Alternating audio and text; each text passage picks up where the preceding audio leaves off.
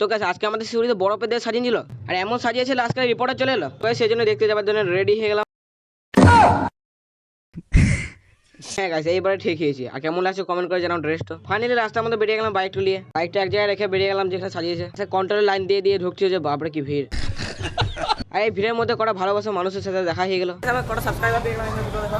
কেমন লাগা ভাই ভিডিও দেখতে? ভালো লাগছে। তুমি দেখো গাইস তোমরা সাপোর্ট করো। লিলিয়ারা ভিডিও দেখে বলো একবার দেখি। ভালো লাগে অনেক ভিডিও দেখতে। তো গাইস আমার দুটো সাবস্ক্রাইব পেলাম, খুবই খুশি হলাম প্রথমবার। लग रहा है दिल गार्डन गार्डन हो रहा है, बहुत मजा आ रहा है यहाँ पे। ফাইনালি আমরা ভিতরে অ্যান্টেনা নিয়ে নিলাম। সরি এন্ট্রি, ইংলিশটা এখানে বেশি বলি তো। আর এখানে দেখে খুব সুন্দর রক্তর একটা সুইমিং পুল করেছে, তার পাশে একটা ছোট্টখাটো ব্রিজ। আর এখানে দেখি ও মাই গড ট্রেন। আর ট্রেনটা দূর থেকে কিছু এরকম ধরনের লাগে। আর যা দেখা ওই ব্রিজটা ওই পারে আছে, সেই জন্য লাইন দিয়ে দিয়ে ঢুকতে হচ্ছে। আর তোমরা দেখতে পাচ্ছ ব্রিজটা খালি 4টে লাঠিতে দাঁড় করানো আছে, একবার পড়লে ছবি তোলা বেরিয়ে যাবে।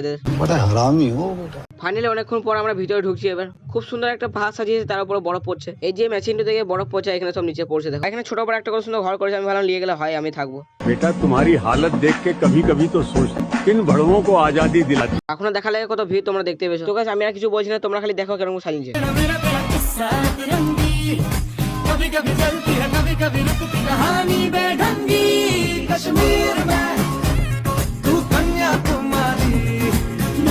তো গাইস কেমন লেগেছে কমেন্ট করে জানাবে। এখন এখান থেকে বেরিয়ে যাবো আর ফাইনালি বেরিয়ে গেলাম। নেক্সট ব্লগে দেখা হচ্ছে, তো বাই।